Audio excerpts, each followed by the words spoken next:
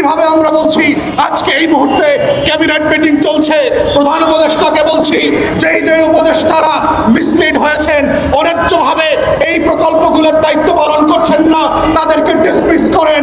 এই ধরনের অযোগ্য উপদেষ্টাদের চাকরিতে থাকার দরকার নাই।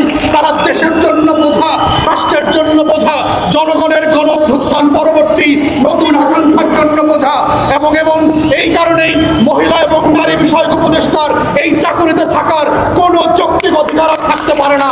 তাই আমাদের পক্ষ থেকে আমরা পরিষ্কার করে বলছি, বাংলাদেশের যেই প্রান্তিক সেবা দেয় নারীরা, আমার প্রান্তিক মা বোনদেরকে অনলাইনে ফর্মটা পূরণ করে দেয়, কিভাবে বৃদ্ধা ভাতা পাবে, কিভাবে দুস্থ ভাতা পাবে, কিভাবে নারী শিশুর জন্য মৃত্যু ভাতা এনআইডি করবে, পাসপোর্ট করবে, সেই বাস্তবতার জন্য যে সেবাগুলো দেয় সেই সেবাগুলো কোনোভাবে বাতিল করা চলবে না।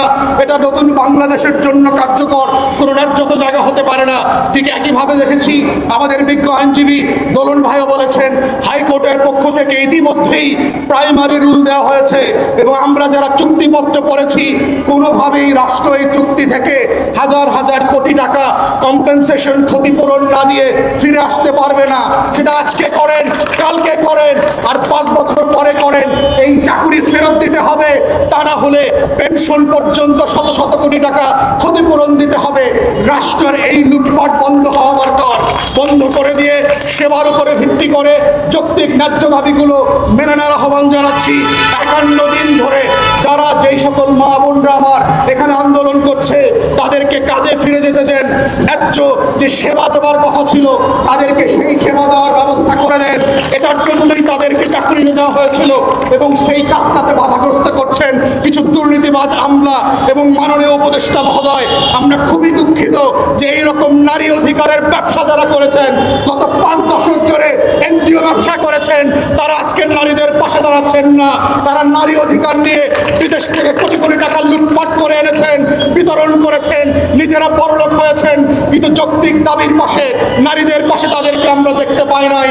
দুর্নীতিবাজ আমলাদের কথায় তারা কথায় কথায় নাচতেছে, আর আওয়ামী আমলাদের প্রয়োজনায় আওয়ামী লীগ লোকদেরকে আওয়ামী লীগ বানাচ্ছে। এইটা নতুন বাংলাদেশে কাম্য না।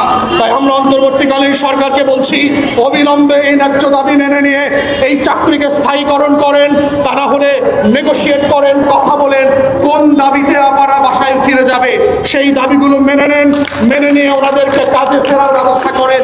51 দিন ধরে তারা রাস্তায় বসে আছে, তাদের নিরাপত্তার প্রশ্ন আছে, তাদের পরিবারের বাস্তবতা আছে, তাদের ঘরে বৃদ্ধ বাবা মা, স্বামী আছে, বাচ্চারা আছে, তাদেরকে রেখে এই বাস্তবতার জন্য আপনারা যারা বাধ্য করেছেন আপনাদেরকে জবাবদিহিতার আওতায় আনতে হবে এবং ক্ষতিপূরণ দিতে হবে। কেন একটা ন্যায্য আন্দোলনের জন্য 51 দিন নষ্ট করতে হয়েছে?